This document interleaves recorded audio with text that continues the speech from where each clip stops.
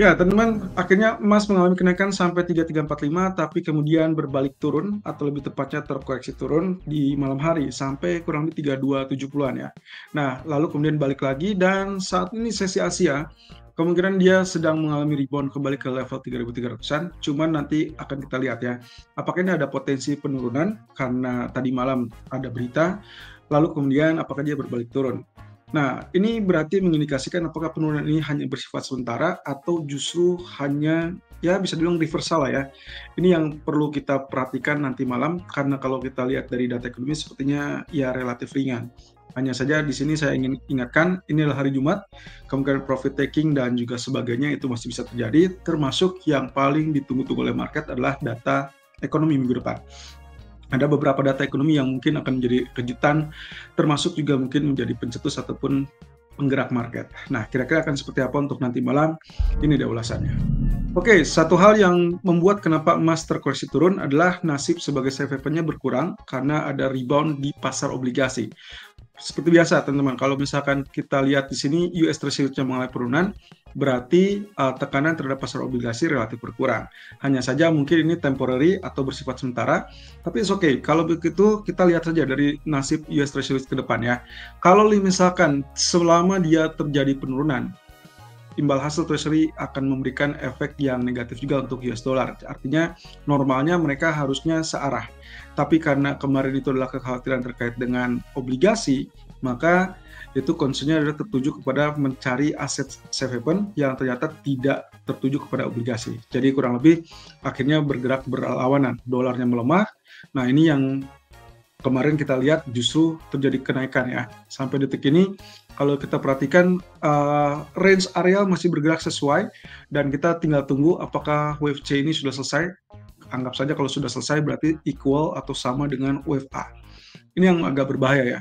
Kalau memang ini sama, berarti kita asumsikan wave C selesai di sini, kemudian terjadilah penurunan dan itu adalah kaitannya dengan double top. Kalau memang ini skema yang betul, maka nanti dalam waktu ke depan mungkin secara bertahap dia akan mengalami penurunan seperti demikian. Ya, tapi kalau ini hanya temporary atau bersifat sementara, maka saya terpikir nanti mungkin dia akan ada pembalikan, lalu kemudian menyelesaikan target wave C yang diperkirakan masih akan ada di sini. Nah, ini akan kita tunggu. Ya, artinya kita butuh trigger, butuh pemicu. Hanya saja kalau lihat dari data ekonomi atau jadwal ekonomi kalender nanti malam, saya ragu ya kalau misalkan data nanti malam bisa mengubah skema ataupun mengubah sentimen secara signifikan. Nah, kalau kita lihat dari DXY-nya, so far so good ya. Dia selesai dengan kemudian ada rebound. Ya, kalaupun rebound intinya cuma bersifat sementara karena ini sebaliknya ya. Kalau tadi wave C untuk kenaikan, berarti kita lihat US dollar menunggu untuk wave kelima yaitu jalur penurunan. Nah, ini yang kita tunggu-tunggu. Tapi mungkin belum akan terjadi malam nanti. Rebound relatif sementara, berarti pula pergerakan berikutnya dari emas ataupun bahkan pound sterling itu masih bersifat sementara. Oke, kita perhatikan di sini, ini adalah grafik emas yang tertuju pada candlestick-nya. Teman-teman bisa lihat di sini penutupan candle kemarin itu adalah bearish. Shooting star mungkin ya, karena dia tail-nya lebih panjang daripada yang bawah. Tail atas lebih panjang dari bawah, itu berarti menandakan ada kondisi di mana dia membuktikan ada rejection di zona resisten. Kita lihat sini. Resisten yang kita maksud adalah zona ini. Kalau teman-teman ingat 2 hari terakhir itu saya selalu mengingatkan kemungkinan menutupi gap yang terjadi sebelumnya dan kemudian juga mengejar 2 resisten ya. Resisten pertama kemarin 3280 jelas ditembus, kemudian resisten kedua juga ternyata dikejar dan itu adalah target yang kita inginkan di 33 ya, 3349 atau 3347. Kemarin level tertingginya itu tertahan di 33 ini ya, kurang lebih. Nah, kalau teman-teman lihat ini 3345, sementara yang ada di tanggal 9 Mei itulah 3347. Ya, anggap saja selesai lah ya. Berarti sudah sesuai, gap sudah completely close ya, sudah tertutup secara sempurna, berarti harusnya akan terjadi penurunan. Oke, teorinya begini teman-teman. Kita balikin lagi ke teori dasar technical, di mana inilah bullish candle yang panjang ya. Kemudian kalau teman-teman lihat itu berarti 2 atau 3 hari yang lalu ya. Oke, kita cek di sini. Ya betul, tanggal 20 Mei, kemudian 3295 dan 3204. Artinya kalau kita rata-ratakan, itu ada sekitar 90 poinan. berarti bagi 2 itu 45, berarti kurang lebih mungkin di 3250-an ya, area support kita untuk beberapa waktu ke depan. Artinya begini, kalau misalkan kita merujuk kepada area candle ini, berarti kita punya nilai tengah yang harus diwaspadai, yaitu kaitannya dengan area 3250-an tadi. Nah, oke. Selanjutnya, kalau kita concern-nya adalah dari pola pembalikan, kan tadinya begini, dia mengalami penurunan di sini, kemudian dia rebound atau dibalas lagi dengan sangat sempurna, tutup gap, ya. Cuman kan kita masih belum tahu apa atau kapan dia akan tembus di atas area 3.400-an, ya. Tapi untuk sementara waktu kita asumsikan bahwa ini belum akan tercapai. Kemudian concern-nya adalah ini, ya, posisi yang ini. Begitu dia naik, berarti kan harusnya akan melanjutkan kenaikan. Hanya saja kalau misalnya kita ambil space-nya yang bagian sini saja, ya, berarti kenaikan ini. Otomatis tadi kan kita mengacu kepada candlestick yang bullish yang ini, ya. Nah, berarti 3250. Oke, kalau begitu saya batasi pergerakan penurunan untuk saat ini hanya maksimal sampai 3250-an. Artinya, zona buy yang paling aman, paling nyaman, dan lower risk itu adalah di zona tersebut. Berarti, kalau Anda berpikir ada candle bearish seperti ini, yang menandakan harusnya sell, maka Anda boleh sell jangka pendek sampai maksimum 3250-an. Setelah itu, Anda jangan sell kembali karena kemungkinan dia akan berbalik naik dan jauh lebih tinggi. Nah, jadi kita sudah berada di tahapan itu. Ini berarti penurunan yang relatif terbatas akan membuat kesempatan untuk buy jauh lebih bagus karena posisinya akan jauh lebih didukung. Oke. H4 juga menunjukkan hal yang sama, MA200 ada 3260 atau 3259, kemudian di H1 kita masih punya PR yang utama adalah inverse head shoulder, target 3376. Kalau kita hitung dengan elite wave, kita juga punya area bahwa ini adalah wave ketiga, kemudian ini adalah wave keempat, ya. Nah, wave keempat mungkin terjadi double bottom, atau dengan kata lain menguji level support yang ada di sini, sehingga kemungkinan nanti begitu sudah tersentuh atau sudah cukup dekat, mirip dengan kemarin, saya perkirakan mungkin 3279 atau 3276 ya, kemudian dia berbalik naik.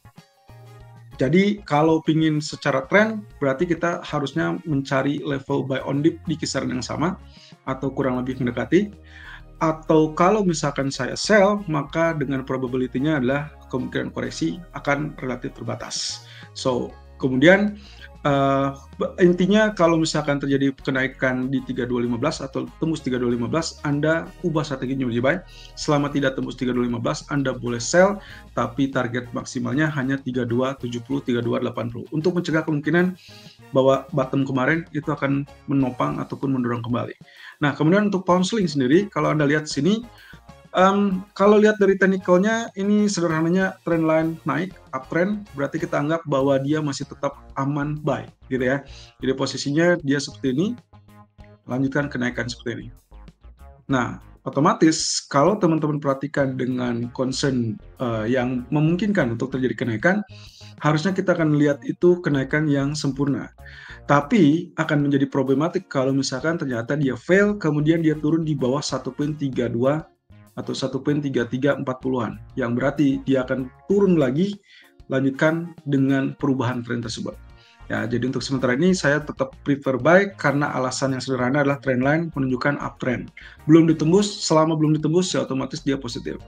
Sementara kalau lihat dari candle daily, ini doji ya, ini doji candle, dan bisa dibilang ini mirip dengan spinning top. Spinning top itu berarti imbang, antara buy dan sell imbang. Keputusan atau tren berikutnya itu akan sangat bergantung dari penutupan candle berikutnya, berarti hari ini. Kalau kemarin spinning top, hari ini bullish, berarti Senin itu akan lanjutkan kenaikan. Tapi kalau spinning top ditemani dengan hari ini bearish, berarti hari Senin itu akan kecenderungannya relatif turun. Ya, jadi selama dia masih tetap konsolidasi seperti itu, saya rasa dolar pun belum tentu akan menguat terlalu jauh ya. Nah, sementara untuk crude oil, kenapa kita pertimbangkan sell kembali padahal sudah turun mendekati level 60? Oke, alasannya sederhana, kembali kita bicara tentang trend line, ya, di mana posisinya juga tertahan di level ini. Sejak dia gagal naik, bahkan jauh lebih rendah lagi, dan akhirnya dia sudah berada di level ini. Artinya, step by step-nya dia semakin rendah. Jadi, lower high, lower low, lower high, lower low. Dan berarti target berikut kita akan lihat area 59. Nah, tapi Anda boleh ubah strategi menjadi buy kalau misalkan ternyata pertama besok ada event terkait dengan pertemuan Amerika dan Iran. Kalau tidak sepakat, oke, berarti dia akan terjadi gap up ataupun bahkan pembalikan ke atas. Tapi kalau misalkan sepakat, ya intinya adalah pasokan yang lebih melimpah. Otomatis justru kita akan melihat penurunan di bawah level 59 kembali dan mungkin saja menguji area 55 hari ini atau mungkin sampai minggu depan. Well, untuk hari ini minimal kita lihat $59 dulu lah. Ya, minggu depan mungkin $55. Nah, sementara di daily chart-nya, ya, daily chart-nya menunjukkan juga rejection yang sangat kuat. Berarti itu pula yang memperkuat alasan ataupun alibi kenapa kita mengambil skenario sell.